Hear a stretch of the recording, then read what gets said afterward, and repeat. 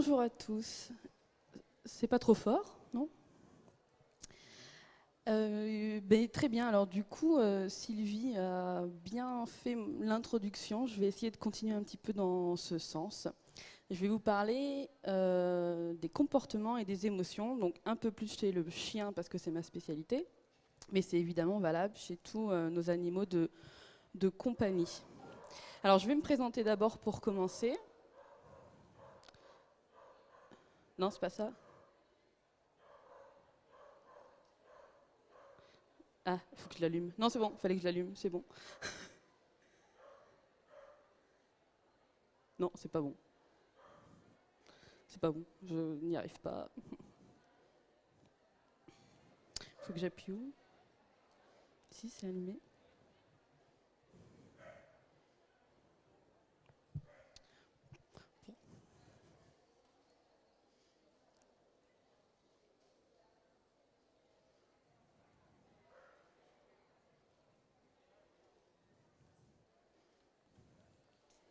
Hop là. C'est bon. Cool. Donc je me présente. Alors, moi je suis éducatrice canine. Ça fait 5 ans que je suis à mon compte. Et avant, je travaillais plutôt dans le dressage d'animaux de spectacle. Et j'ai arrêté pour le côté bien-être animal qui n'était pas forcément toujours présent dans les animaux de spectacle. Voilà. Donc, éducatrice canine sur le papier, en tout cas c'est ce que je pensais faire quand j'ai commencé mon activité.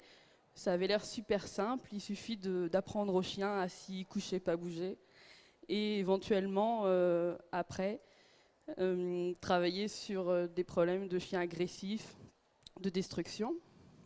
Et c'est là que je me suis rendu compte que ce métier était un peu plus complexe qu'il n'y paraissait, parce que l'éducation, le dressage, ça je savais faire, j'avais appris, je savais même dresser des d'ours polaires. Mais il s'avère que c'était un peu plus compliqué si on écoute le côté émotionnel de l'animal, si on le respecte et qu'on le prend dans sa globalité. Donc je me suis un petit peu spécialisée dans le comportement en premier lieu et dans l'émotionnel par la suite. Donc c'est ce que je vais vous parler un petit peu pendant la diapo. Et je suis praticienne en fleurs de bac, donc ça c'est pareil, ça doit faire 3 ans et des brouettes. Donc pour ceux qui ne connaissent pas les fleurs de bac, on va en parler. Et en aromathérapie aussi, c'est un petit peu plus récent, la version officielle. J'étais formée en autodidacte, on va dire, puis après je me suis formée officiellement. Et beaucoup plus récemment, les pierres. Donc pareil, il y en a qui connaissent peut-être pas, mais voilà, travailler en lithothérapie avec les pierres. Donc ça, c'est venu de, personnellement, pas mal de personnes portent des pierres pour s'aider émotionnellement, mais on ne pensait pas forcément à les utiliser pour les animaux, donc c'est quelque chose que j'essaye de développer. Et coach intuitif, ça c'est uniquement pour l'humain. On va en parler un petit peu aussi pendant cette diapo. En réalité, quand je travaille avec des binômes, humains et chiens, il faut énormément prendre en compte l'humain et son émotionnel et ses propres comportements. L'humain est une espèce très intéressante.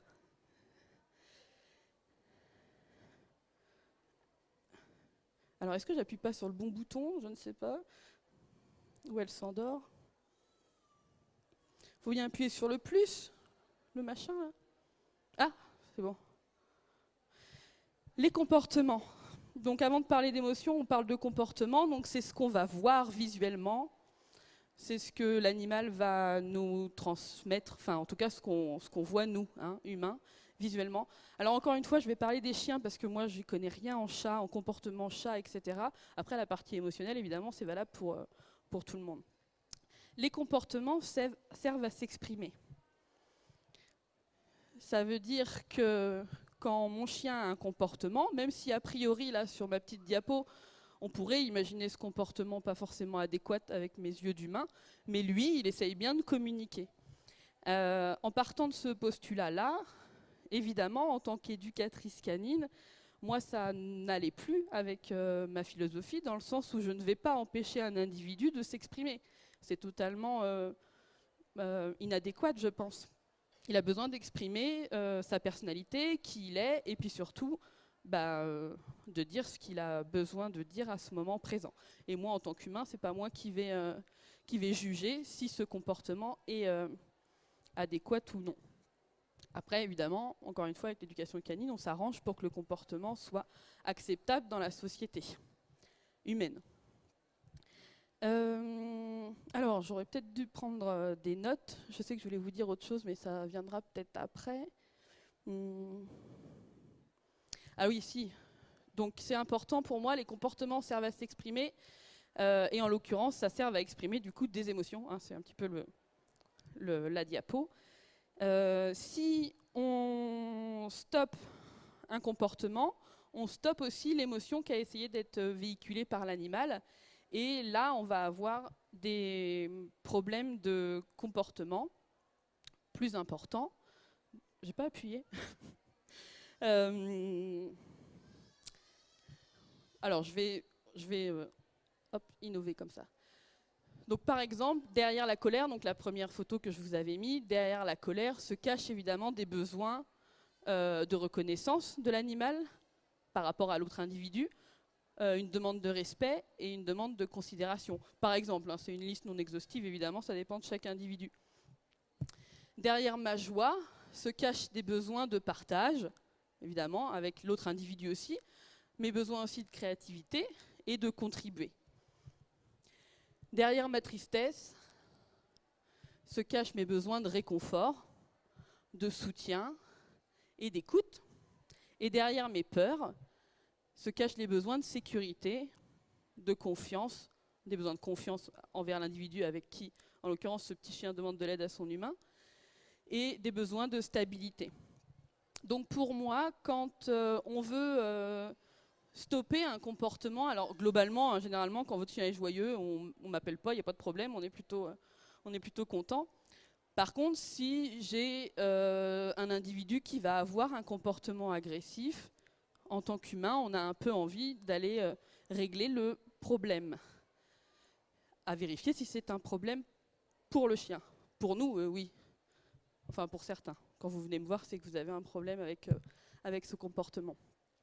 Derrière la peur aussi, donc ça j'en profite pour faire un petit aparté, parce qu'on entend des fois qu'il ne faut pas rassurer un chien qui a peur, parce que tu vas renforcer le comportement. On est bien derrière une émotion, un animal qui a peur, il est en désarroi, en difficulté. C'est évidemment mon rôle en tant qu'humain de référent, il compte sur moi. C'est quand même mon rôle de l'accompagner pour qu'il se sente en sécurité, en confiance avec moi et qu'il soit stable. Si je l'abandonne, et forcément on a des problèmes de relation après. Derrière ma tristesse, donc là aussi, je vais avoir plutôt souvent des personnes qui viennent me voir pour ces problèmes-là. Donc ça peut s'exprimer sous différentes façons, avec l'anxiété de séparation, par exemple, qui est souvent connue. Donc évidemment, on va essayer d'accompagner l'animal à mieux gérer ses émotions. Donc ce que je veux vous dire, c'est qu'en fait, alors moi, hein, mais je pense qu'il y en a d'autres, je ne travaille pas sur le comportement précisément, ça veut dire que je ne veux pas modifier le comportement de l'animal parce que son comportement sert à exprimer quelque chose. Par contre, on va travailler pour améliorer son état émotionnel et pour mieux gérer justement ses émotions. Donc pour ça, la meilleure des façons, c'est souvent de favoriser son expression, ça veut dire qu'il puisse s'exprimer.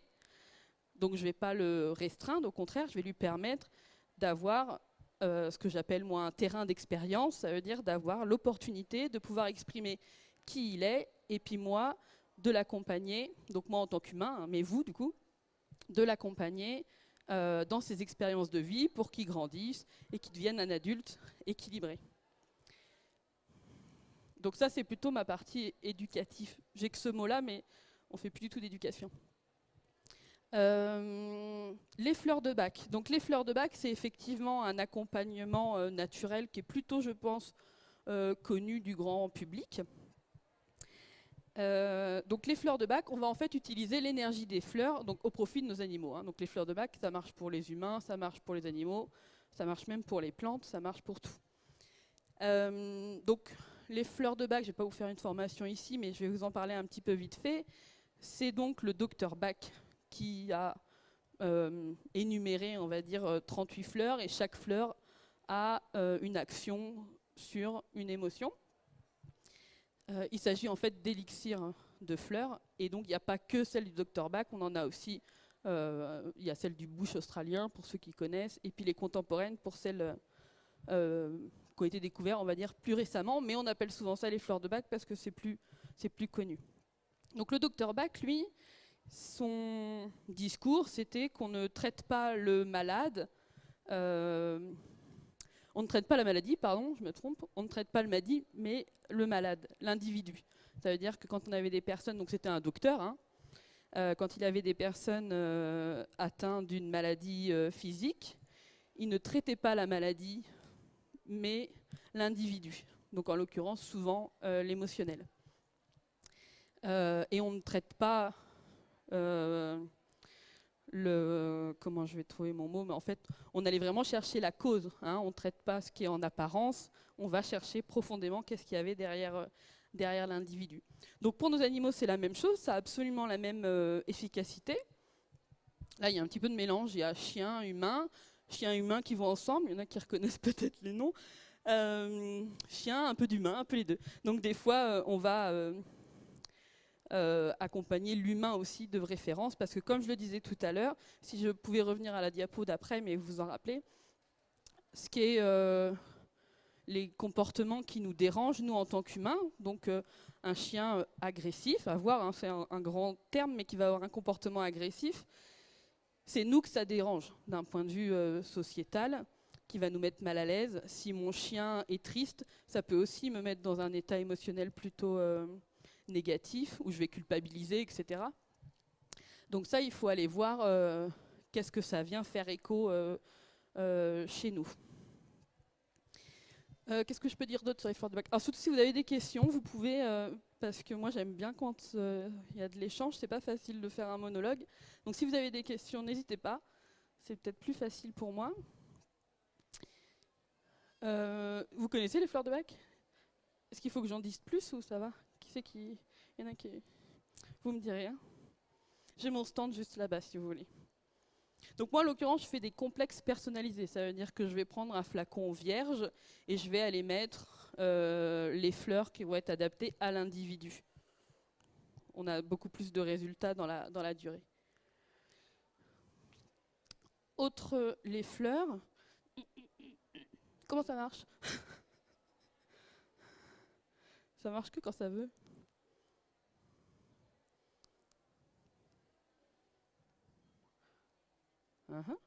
Ah, ok.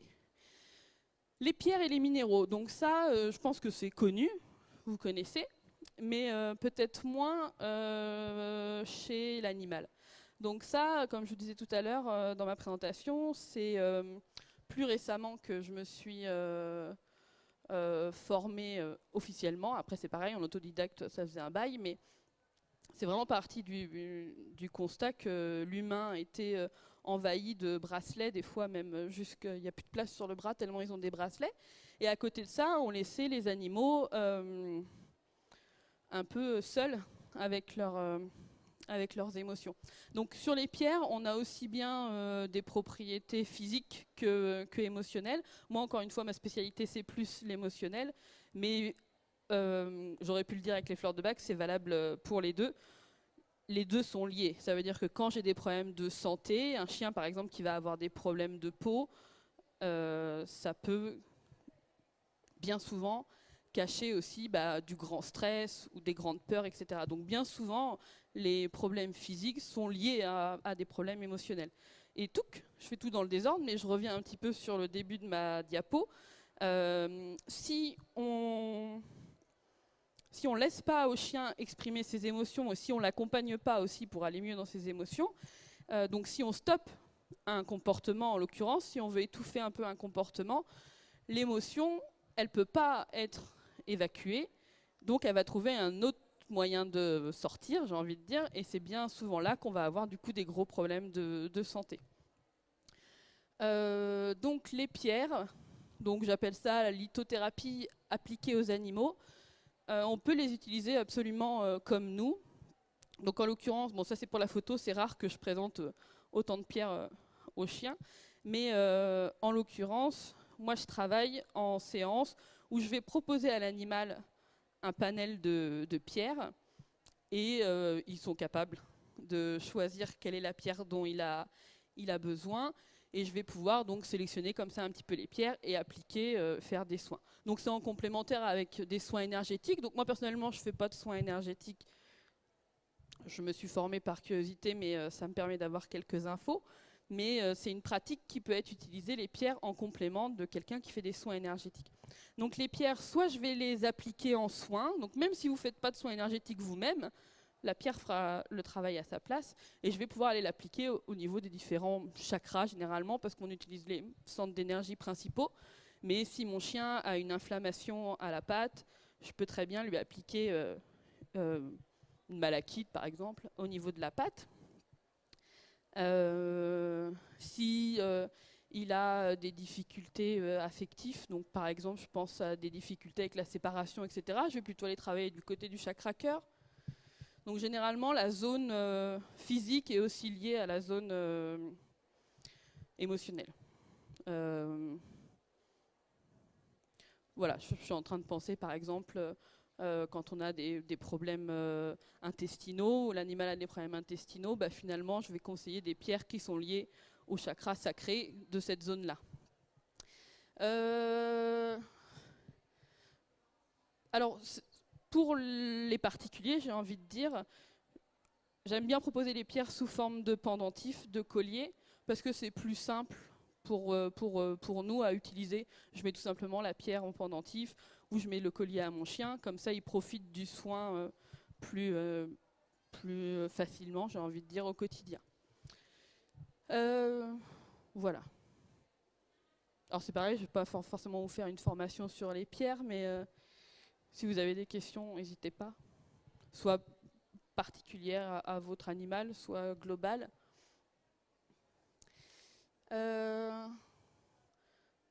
Bon, moi j'avais dû mettre la belle photo sûrement pour le beau collier. Donc ça voilà, c'est un exemple de collier. Donc c'est pas moi qui l'ai fait, hein. Moi je travaille avec des créateurs. Je me contente de conseiller les pierres justement par rapport à la séance, les pierres que le chien a choisies. On va pouvoir choisir les pierres qu'on va lui mettre dans le collier. Voilà. Donc ma petite phrase de fin, comprendre et respecter l'animal pour une relation harmonieuse. J'en profite peut-être un peu pour faire ma promotion. Donc, je fais aussi des formations. Donc moi je suis située à 1h30 d'ici, je suis en Vendée, près du Puy du Fou. J'ai un stage, là le 10 et 11 octobre, que j'anime, qui s'appelle Comportement et émotion, et qui va se dérouler sur 2 jours où vous venez avec votre chien.